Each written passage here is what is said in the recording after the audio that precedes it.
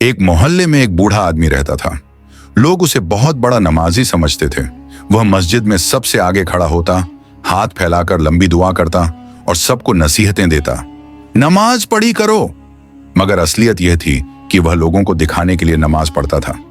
कई बार तो वह वजू भी नहीं करता और झूठी नीयत के साथ सीधा नमाज में खड़ा हो जाता। एक दिन उसका इंतकाल हो गया।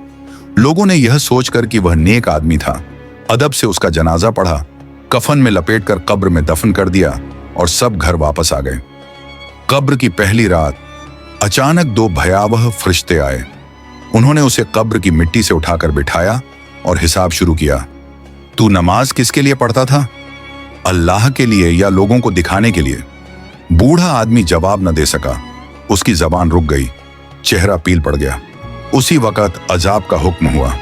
कब्र की गहराई से एक भयानक मोटा सांप निकल आया और उसने उसे पूरी तरह लपेट लिया। उसकी पसलियां दबा दी, उसकी हड्डियां चरमरा उठी। वह जितना चीखता उतना ही सांप कस देता।